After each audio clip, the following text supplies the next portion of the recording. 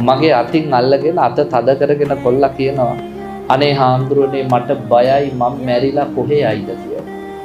මං හැබැයි හාමුදුරනේ ඔබ වහන්සේලා කියන ඔය හොඳ කියන જાතියව මං කරලා නැහැ. එයා ඉතින් කරපු පව්කම් ගැන විස්තරයක් කරලා කිව්වා. මං හොඳයි කියලා සම්මත මොකවත් කරලා මට බයයි හාමුදුරනේ මං කොහේ යයිද කියලා.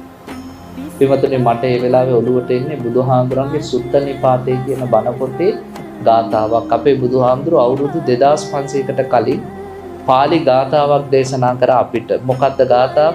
කාමේසු ගිද්ධා පසුතා බමුල්හා අවධානියාතේ විසමේ නිවිද්දා. කාමයන්ට ලොල් වෙච්ච කෙනා අවධානයටපත් වෙනවා. තමන් ගත කරපු විසම ජීවිතය ගැන බය වෙනවා. දුක්ඛෝ පනීතා පරිදේවයන්ති. දුක් වෙනවා, අඬනවා, වැළපෙනවා, ශෝක කරනවා මරණ මංචකයේදී. මොකක් කිය කිංසු භවිස්සාමිතෝ චුතාසි. අනේ මෙතනින් චුත වෙලා අපි කොහේ යයිද? බුදුහාමුදුරුවෝ කිව්වේ පාලියෙන්.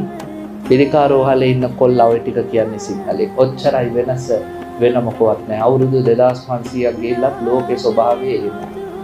ජීවිතේ වැරදිච්ච ගොඩක් දෙනෙක් අවසාන මරණ මංචකයේදී කියන අනේ බයයි මැරිලා කොහේ යයිද දන්නේ නැහැ.